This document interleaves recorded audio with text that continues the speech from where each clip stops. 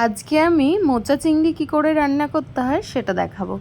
প্রথমে আমি এই যে মোচাগুলোকে খুলে নিয়েছি এবং মোচার এই যে ভেতরের যে অংশটা শক্ত ওইটা আর এই যে ফুলে রয়েছে যে অংশটা, এই দুটো বাদ দিতে হয়।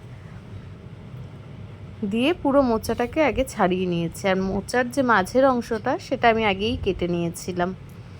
কেটে যে একটা পাত্রে রেখেছিলাম। এবার একটু জলে নুন আর একটু হলুদ দিয়ে যে গ্যাসে বসিয়েছি এই জল গরমের মধ্যে। এবার আমি আস্তে আস্তে মোচাগুলোকে ছেড়ে দেব। মোচাটাকে একটু সিদ্ধ করে একটা স্ট্রেনারে এটাকে জল ঝরাতে দেব। তারপরে মোচাটাকে আর একটু নুন দিয়ে ভালো করে মেখে নেব। এবার কড়াইতে তেল দিয়ে তাতে জিরে ফোড়ন দেব। জিরে ফোড়ন দিয়ে তাতে হলুদ দেব। একটু হলুদ দিলে কি তেলটা গায়ে ছেটে না। এরপরে আলুগুলো দেব, ছোট ছোট করে কেটে রাখা আলুগুলো দিয়ে একটু ভেজে নেব। আলুটা একটু হালকা লাল লাল করে আলুটাকে ভাজবো। এবার নুন দেব,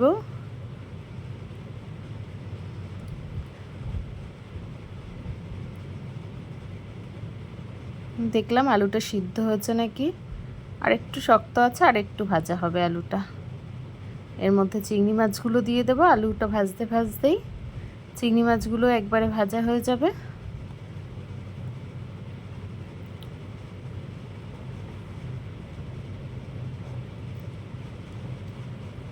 এই যে চিংড়ি মাছগুলো অনেকটা ভাজা হয়েছে। এবার এর মধ্যে আদা, কাঁচা লঙ্কা আর জিরে বেটে নিয়েছি মিক্সিতে, সেই বাটাটা দিয়ে দেবো এর মধ্যে। বাটাটা দিয়ে একটু ভালো করে নেড়ে চেড়ে তারপরে বাটার মিক্সির বাটিতে যেটুকু লেগেছিল সেটা আমি জল দিয়ে ধুয়ে এর মধ্যে দিয়ে দিলাম এবং হলুদ দিলাম আর নুন দিলাম।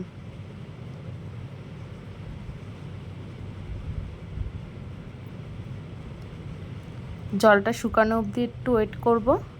এর মধ্যে একটু গরম মশলা দিয়ে দেব।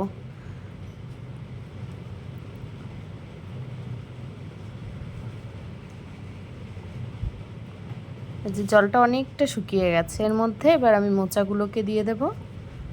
আস্তে আস্তে ছেঁকে রাখা, আমি আগেই মোচাটাকে একটু ভালো করে মেখে নিয়েছিলাম এবং ভালো করে এবার নাড়তে হবে মশলাগুলোর সাথে।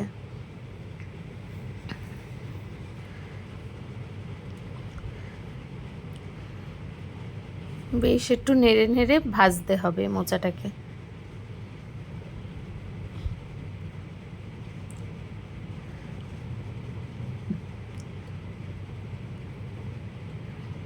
এবার এর ওপর একটু ঘি, আর প্রথমে কষানোর সময় একটু গরম মশলা দিয়েছিলাম, এখন আবার একটু গরম মশলা দিয়ে দিলাম। এতে টেস্টটা অনেকটা ভালো আসে। কষানোতে যদি একটু গরম মশলা দেওয়া যায় তাতে টেস্টটা অনেকটা বেড়ে যায়। আর লাস্টে নামানোর আগে ঘি আর গরম মশলা দিয়ে এবার ভালো করে এটাকে মিশিয়ে নিতে হবে।